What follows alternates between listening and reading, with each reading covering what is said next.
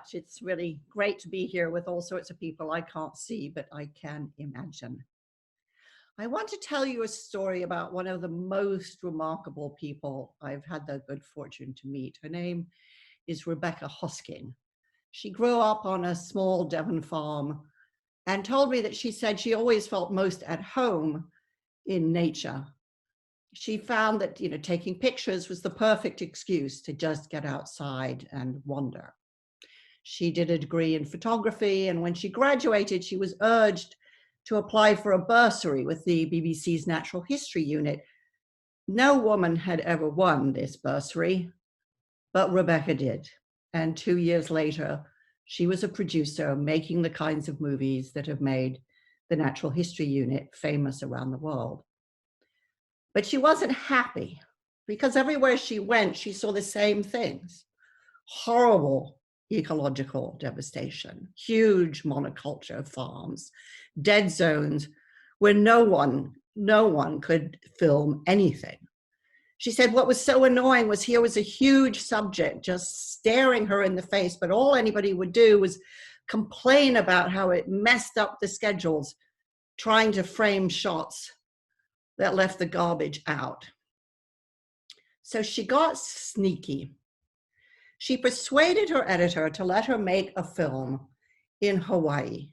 She didn't say, when she pitched it to him, that every single shot would focus on garbage despoiling the ocean. I sold it, she said to me, as a film about beautiful people saving animals, but she didn't get very specific about what they were saving animals from. Rebecca's plan was to change the world. So she made the film and it went out and nothing happened. No response. The credits rolled, another show started, and life went on. What had gone wrong? She felt sure that if people could just see what she'd see, they'd react as she reacted. I mean, after all, she knew that television had changed the Vietnam War. She knew that Michael Burke's coverage of the Ethiopian famine had changed aid and fundraising forever. So why hadn't her film done what she desperately, desperately wanted it to do?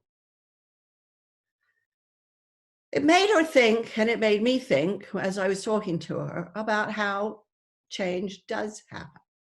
And there are lots of theories. The first theory is that history repeats itself, but really it doesn't. Then there's another theory that says change is always lying latent within society, and at some moment it bursts forth, and then something happens, but actually quite how it's going to turn out, well, that's not terribly obvious. And then there's another theory that says that if 3.5% of the population changes its opinion on something, then change really happens. And the problem with all of these theories is that unlike scientific theories, like the theory of gravity, sometimes they turn out to be right and sometimes they turn out to be wrong. So why didn't Rebecca's film work? Right? Why didn't any of these theories of change apply? And why was it that 10 years later, similar film, same subject, has a huge impact? What's going on here? Well, it's actually hard to know because you can't rerun the experiment. The deep reason is that life itself is inherently unpredictable. And it's unpredictable because it's complex, which means that yes, there are patterns, but they just don't repeat themselves regularly. It means that very small things can have a huge disproportionate impact, but sometimes they don't. And it means that expertise can't really keep up because the system keeps changing so quickly. So we can be generally certain, as Rebecca was, that people do care about the environment, but it's extremely ambiguous what they're prepared to do on its behalf.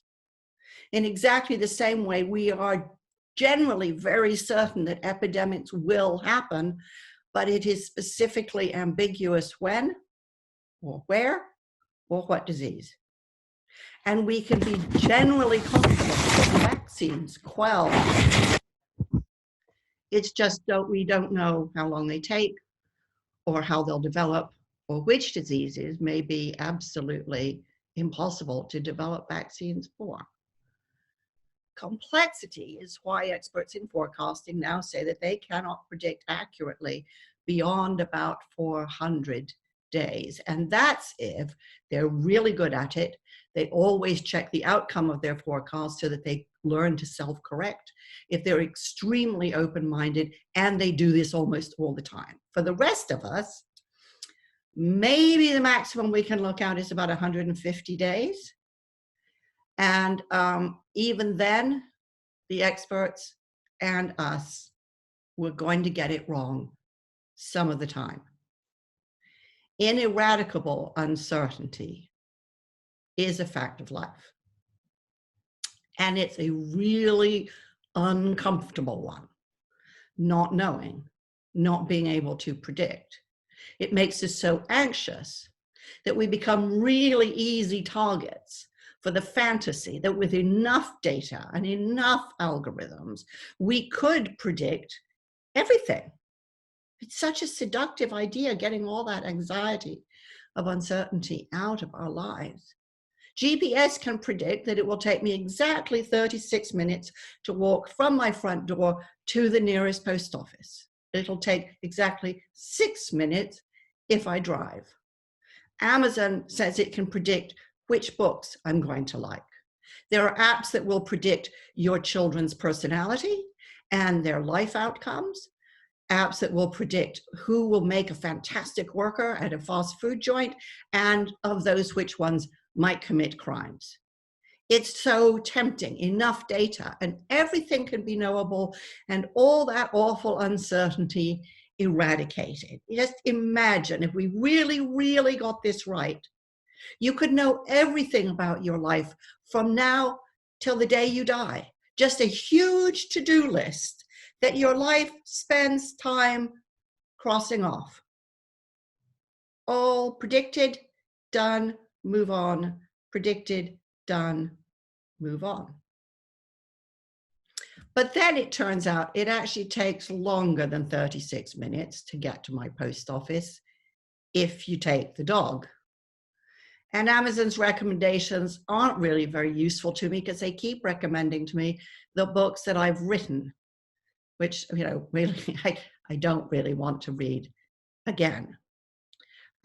It turns out that the parenting apps that you can get to predict your kids' futures encourage you to spend more time looking at them than talking to your kids. And all those apps that are designed to hire the perfect employee, well, actually, it turns out they keep hiring the same people, even though every corporation says that what they really want is diversity. The deal we make with technology, hoping that it'll take risk and uncertainty out of our life, is that it takes life out of our life. So what could we do instead? Well, we could let our minds wander and explore and do experiments, see what works and what doesn't. Even the experiments that don't work show us something about us, about ourselves, about the world that we live in. They're actually how we develop our sense of ourselves and our sense of our place in the world at any given moment. Instead of trying to predict, instead of kind of trying to follow the instruction in the profile that's been manufactured for us. This kind of wandering and experimentation is exactly what artists do. They start projects that they can't define at the outset. They take a risk that it's the right idea or starting point, and they could be wrong. They have to invent and discover as they go along. The novelist Sebastian Barry told me that you have to accept that as a novelist that at any moment, everything could change. That's why artists do what they do, not because the outcome's uncertain, but because it isn't. Or you can see exactly the same thing in talking to the scientists at CERN. And they devote their whole lives to trying to figure out theories and test hypotheses and to discover things that it may turn out don't actually exist. Not because they're certain that they're right, but because they know that they don't know. The quest is the point. The fact that the work is incredibly hard is what gives it meaning. That's why they never stop. And that's why Rebecca Hosking didn't stop either. After her film went out, she went home to her Devon village, Modbury, and she was extremely disappointed, heartbroken. Why hadn't the film done what she wanted it to do? What should she have done differently? What did she want people to do? What did she want to do now?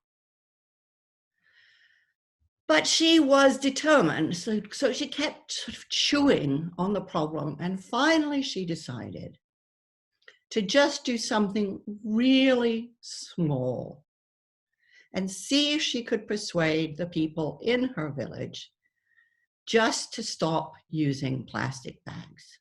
Forget the global stage. Just do something simple.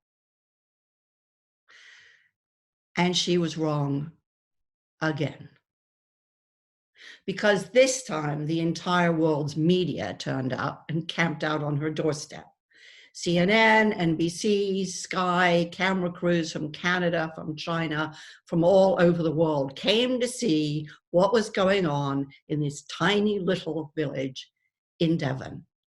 A whole delegation from a Chinese province brought her a cloth bag, and on it was written, "Our province follows Modbury." "How many people live in your province?" she asked. 32 million. That was the point when the world's attitude to plastic started to change. Why did Rebecca's first experiment fail? And why did the second one succeed? We will never know.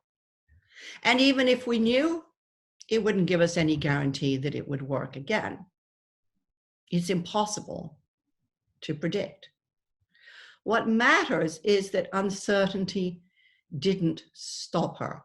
She wasn't passive, waiting for the perfect data set with a perfect algorithm to emerge. Uncertainty, Hannah Arendt says, is the defining characteristic of the future, because it's where all the options, the opportunities, the choices, the decisions lie. It gives us freedom. Uncertainty gives us freedom. So the real question is, are we ready to use it? Thank you.